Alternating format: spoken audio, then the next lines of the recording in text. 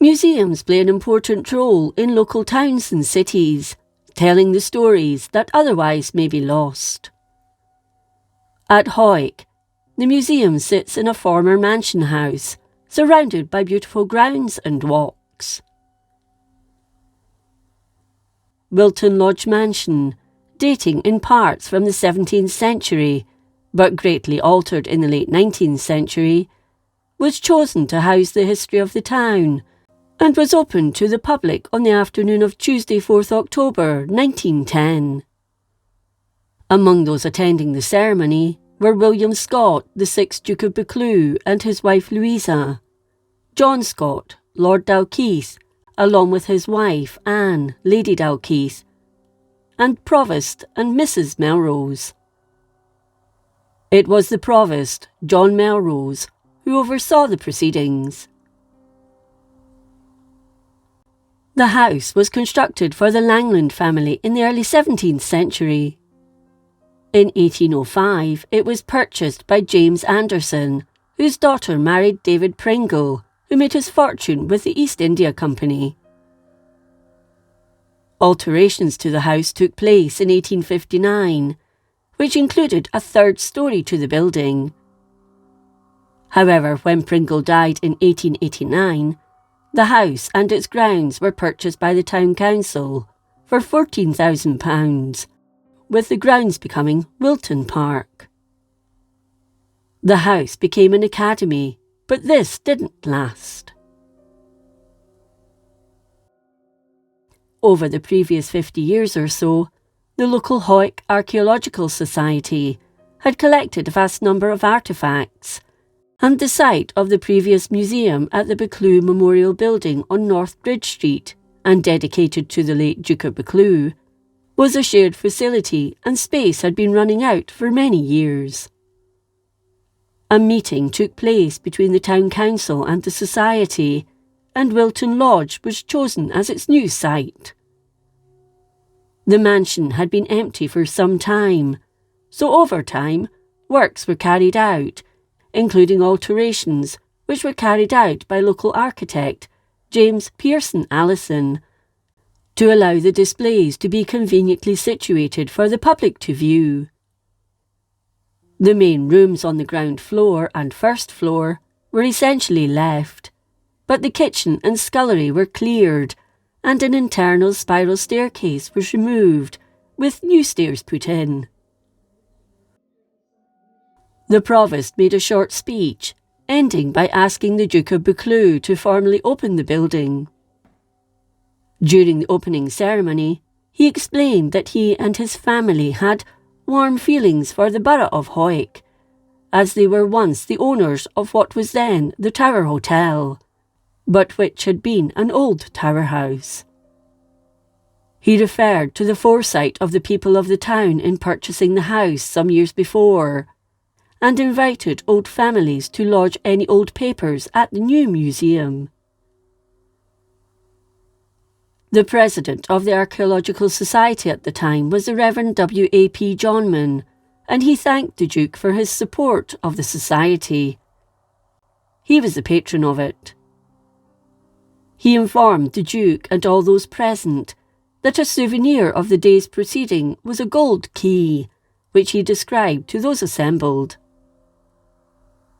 The capital B forms the wards. The medallion for the handle had the arms of this borough, and the Terebus scroll surrounding the obverse, and the inscription on the reverse side, His Grace the Duke of Buccleuch, KG, on the occasion of opening the Hawick Museum, 4th October 1910. A wreath of Scotch thistles encompasses the medallion, which is topped by the Buccleuch stag or buck. The column of the key is fluted. The Duke gracefully accepted the key. The local MP, Sir John Barron, spoke on behalf of the people of Hawick. He told the audience that the relics were important, as they had a deep human interest because, in part, they took on the character and personality of the people with whom they were associated. There was something about them, found as they were in the land of peel towers, castles and camps, of legends, romance and history, of wild stories of reaving and raiding.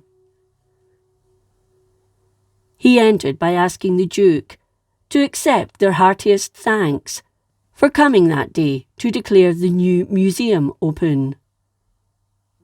The Duke thanked him for his speech and kind words, stating he would forever have a deep interest in the town. A vote of thanks was given to Provost Melrose for making the day happen. After the ceremony came to a close, the Duke and Duchess, dignitaries and prominent visitors then toured the house, spending time looking at the exhibits and later signing the visitors' book. Afterwards, the invited guests, provost, magistrates and officials from the Archaeological Society made their way to the council chambers, where they had tea. The first curator of the museum was John Ingalls, a post he held until his death in 1928, aged 90. In the 1950s, the museum was refurbished and modernised. Rooms were freshened up and electric light installed, with displays rearranged to make it flow better. It reopened on 9th April 1960. The Scott Gallery on the first floor was officially opened on the 17th of April 1975 by Earl Haig of Bermerside. There is a war memorial room, remembering those affected by the wars. Another area dedicated to motorcycling champion Steve Hislop, who died in a helicopter crash in 2003, and a display for Jimmy Guthrie, another motorcycle champion from Hawick, who died in 1937. Set in beautiful parkland, the museum, which is the oldest in the Borders, continues to be an attraction for both locals and visitors to the town alike. The Buccleuch Memorial Building was demolished in the early 1970s, but its Buccleuch coat of arms stone panel was saved and incorporated into the museum's extension.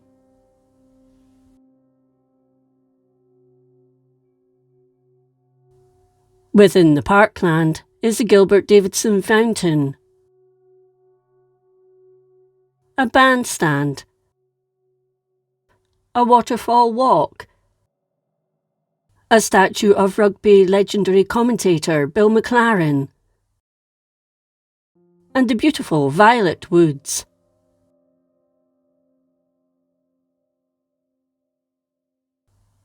There is also the War Memorial.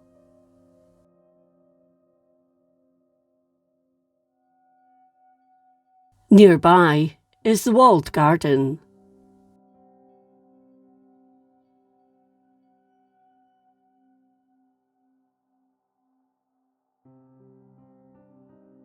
If you enjoyed this episode of Scotland's History, please like, comment and subscribe. Until next time, thank you for watching.